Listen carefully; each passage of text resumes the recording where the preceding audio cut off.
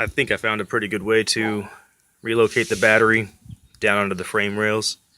This could be done on the front or the rear. I run the battery in the rear specifically, so I'm going to put mine here, but it should keep the clearance out of the way if you run 2.2 tires with this method in the front as well, but I'm not going to try it. I don't run the side bumpers, as you see, and those are the parts that I'm going to utilize. I'm going to take these pieces off. If you're going to run side rails, I would just buy these pieces instead of take yours off, obviously. I checked the parts bag. I don't see any extras in the parts bag. You would probably have to buy a couple of these. I'm going to put it onto this plate here, and then I'll show you what I have in mind. Notice that I'm going to do is one per each side, obviously. I'm going to run with the boot back like that. So I'm going to shave off that bump there so it's flat and sits against the battery plate nice and flush.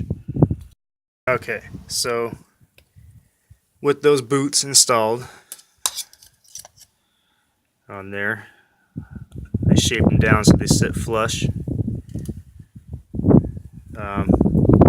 And with the one screw, they're kind of cockeyed. That's the angle of the frame. And like I said, I'm going to run my boots back towards the back of the truck. So when you put it on there, what I'll do is I'll push it all the way up to the shock towers, and then you can angle those boots against the frame, which will actually hold it in place while you flip the truck over and mark the frame where we're going to pop 2 holes in there.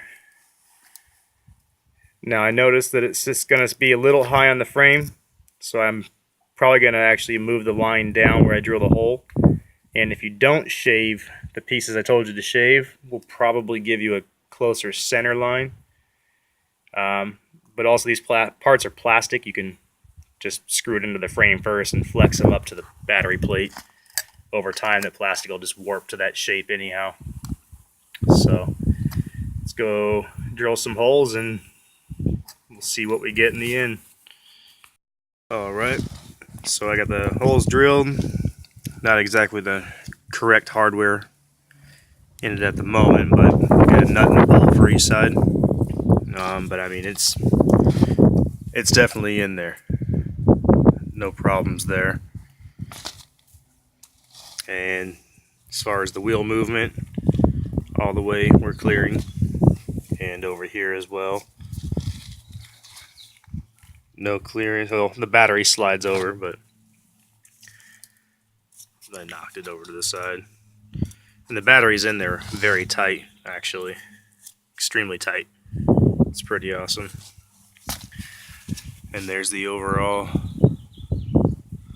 stance. I'll put all the part numbers in the description as I find them eventually.